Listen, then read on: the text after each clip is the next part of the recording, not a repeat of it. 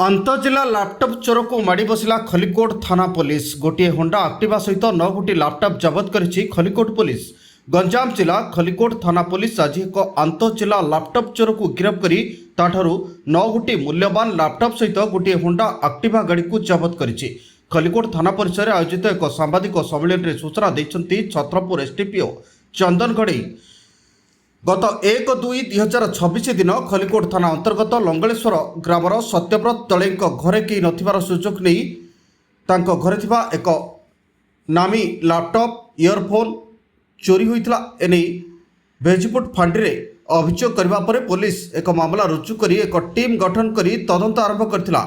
कविसूर्यनगर थाना अंतर्गत घोड़ापलाण ग्रामर मेघनाथ दास और आलोक साहू एक चोरा होंडा एक्टिव गाड़ी व्यवहार करी गंजाम खोर्धा नयागढ़ कटक और ढेंकानाल प्रभृति जिला मानक घरे पशि लैपटॉप गुड़ी को चोरी कर बजार में बिकुवा नहीं सूचना देते छत्रपुर एसडीपीओ मेघनाथ दास को आज गिरफ्त कर बेले आलोक साहू फेरार हो जाइथिबा पुलिस कही। आमर गत 12-2-2026 खलिकोट थाना आमर सत्यव्रत दले रिपोर्ट उपर गोटे केस होता केस नंबर 111/2026 से 12 तारिख दिन सका 9टा बेले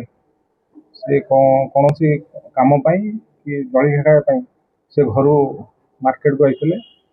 से अल्प समय भितर दिज दुर्बृत्त गोटे स्कूटी धरिकी जड़े घर भर पशिला जो लैपटॉप टैब घंटा जी इलेक्ट्रोनिक जिनस थी रूम रे सबू धरिकी ट्विंकल फायर से फेरार होता से संगे संगे आसिक आम भेजिपुर फांडी रही सतपुर थाना रही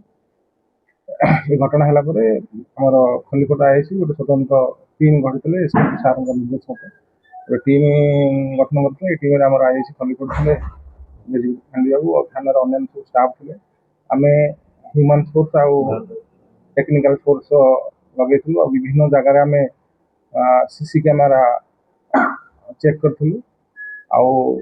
आम तदंत कला भितर आम जापारू जे ए 2 जन चोर जहाँ ना हूँ मेघनाथ दास जहाँ घर हूँ कविश्वर नगर आउ जनकर ना हूँ आलोक साहू सी गोटे आमर स्कूटी जोटा कि आमर सिमिलीगुड़ा थाना टीवीएस स्कूटी जुपिटर स्कूटी से सिमिलीगुड़ा थाना चोरी कर स्कूटी साहाय्य से ये चोरी करते जो आम आलोक मेघनाथ दास को धरलु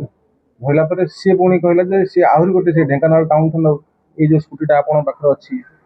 से भी सी चोरी करते से बाबद ढेंकानाल टाउन थाना केस आम मेघनाथ दास को धरला आम इंटरोगेसन कलाठू आम 9टी लैपटॉप जबत करूँ गोटे टैब जबत करूँ गोटे